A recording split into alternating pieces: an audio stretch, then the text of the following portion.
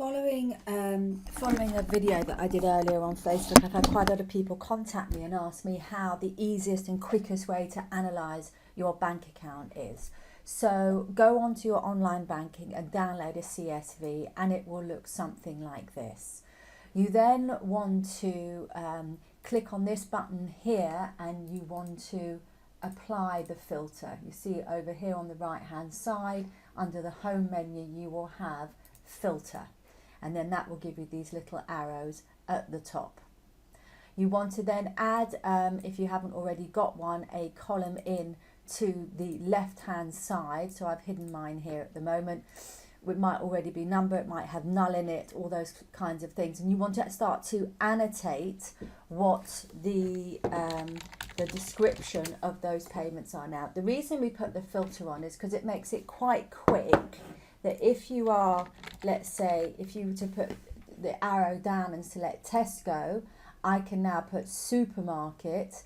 I can just copy and paste. If I highlight a cell and I do Control C or Apple C if you're on a Mac, and then I go down to the bottom,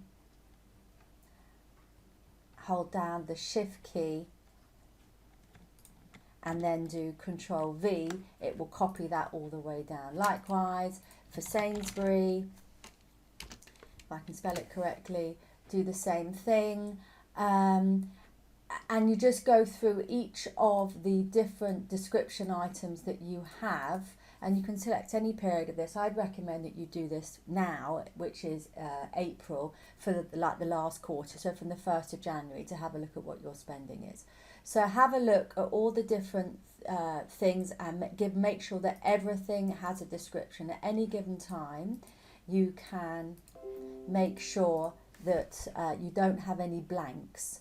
The blanks will be the ones which you need to then annotate. So you can give it. You can see here all the different things. I've got my kids in there, the supermarkets, takeaways, trains, transport for London, Kylo, the dog. So Kylo is one of my dog's names, so that you can see where you're spending your money. This exercise shouldn't take you longer than 10 or 15 minutes. And if I select all the blanks, actually it's a false positive on that particular one, because it's just cells that have been included in the filter here.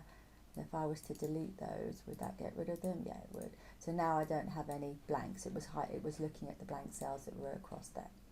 So now that I've got all of my data analysed, if you like, you can now again select everything here and go to your insert menu and do a pivot table.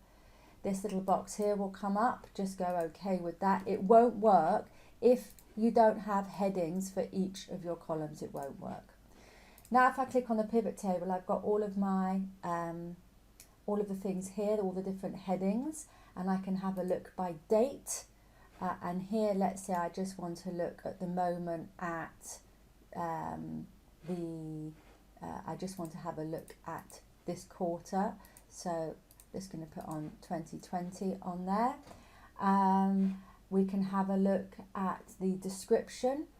So here you can see on the bottom right, if I move the description, it will then create it, into here, it will then create a column.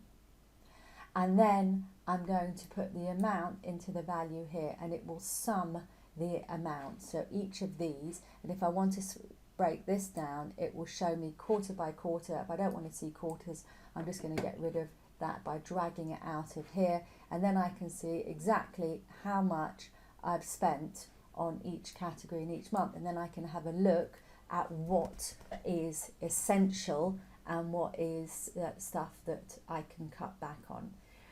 So I hope this video was useful to you, and let me know if you've got any questions.